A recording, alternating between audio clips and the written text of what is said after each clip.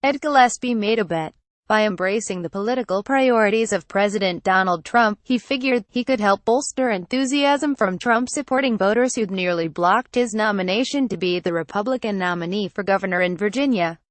Those voters had apparently preferred Corey Stewart, a candidate who'd internalized Trump's politics in a way that Gillespie hadn't. So, as Election Day approached, Gillespie ran a number of ads highlighting immigration, sanctuary cities and gang violence, despite the fact that crime is much lower in Virginia than in most of the rest of the country. It was a gamble, but polling suggested it might be working. His opponent, Ralph Northam, saw his lead over Gillespie erode over the past few weeks. Trump himself weighed in for Gillespie in a series of tweets and with automated Election Day phone calls encouraging turnout. On Tuesday night, the bottom fell out. Largely on the strength of an unexpected surge in turnout, Northam won easily. Expected to prevail by a bit over 3 points, he'll end up with a victory of at least twice that size. After a close loss in a Senate race in 2014, Gillespie lost again, this time by much more. Trump wasted no time in distancing himself from Gillespie. Enjoying the spaciousness of his now 280-character tweets, Ed Gillespie worked hard but did not embrace me or what I stand for. Don't forget, Republicans won 4 out of 4 House seats, and with the economy doing record numbers, we will continue to win, even bigger than before. This was not a wise tweet. We've noted before that Trump has an insurance premium against any calls for his impeachment. His popularity with Republicans has slipped since the beginning of his presidency, but he's still very popular with them, particularly more conservative members of his party. Per Gallup, more than 9 inches 10 conservative Republicans approve of Trump. Since Republican Party primaries see an overrepresentation of conservatives, that meant that Republicans eager to win re-election to Congress were less likely to turn on the president. What happened after those primaries, though, was anyone's guess. Tuesday night offered some sense of what that might be. Trump's tweet distancing himself from Gillespie sugarcoats the election in a way that might make Trump feel better but probably isn't fooling anyone on Capitol Hill. His claim that the GOP won 4 of 4 federal races misses a few important points. The first is that those races were in Republican-held districts. The second is that the Democrats saw big gains in most of those races relative to past elections. The third is that the figure is actually 4 of 5. Trump likes to ignore a race in California won by the Democrats. But it also does something very dangerous for Trump right now. It shows, yet again, that he isn't loyal to his political partners. We've seen this before, when Trump backed the House effort to repeal and replace Obamacare. Having no plan of his own, he responded to its passage by declaring the bill to be mean as though he hadn't previously claimed it was nearly without flaw. It was healthcare, not immigration, that was the big issue in Virginia, according to exit polls. Northam won among voters concerned about healthcare by a more than 3-to-1 margin. Even before Election Day in Alabama earlier this year, Trump began to distance himself from his preferred candidate, Republican Senate primary, Luther Strange, hinting that had perhaps made a mistake, a shift that was certainly informed by polls showing a likely Strange loss. When that happened, Trump deleted some of his tweets of endorsement. Strange's campaign, unlike Gillespie's, didn't embrace Trumpist politics like the threat of the gang MS-13. He tried to win as a more typical establishment conservative to no avail.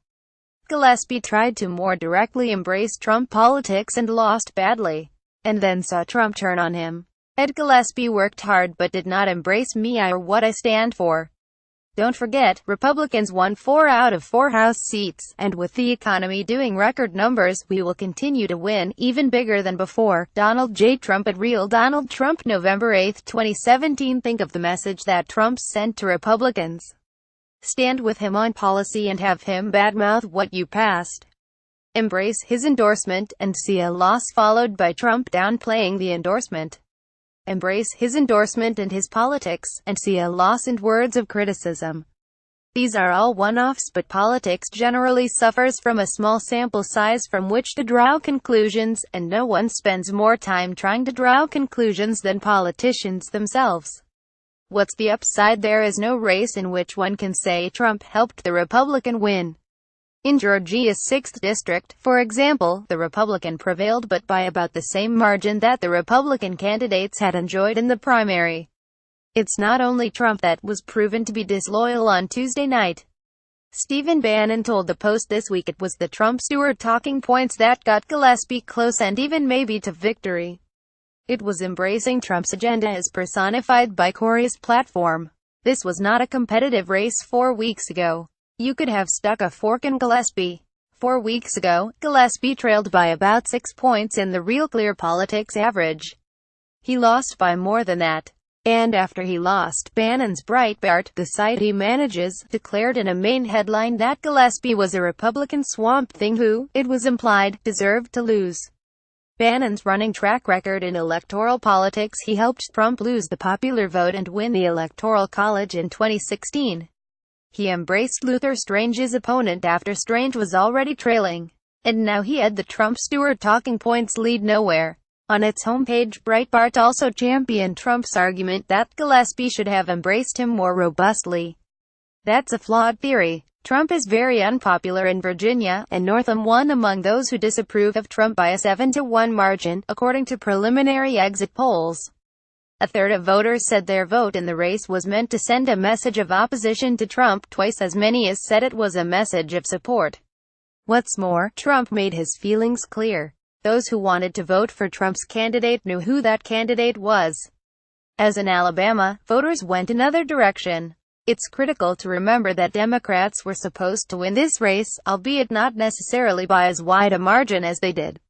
Democrats hold the governor's mansion and Hillary Clinton won by 5 points last year. Trump could have congratulated Gillespie on a hard-fought race and noted the uphill battle. Instead, he decided to try to spin the loss to his advantage. It's unlikely that many Republicans worried about next November will be convinced by Trump's argument.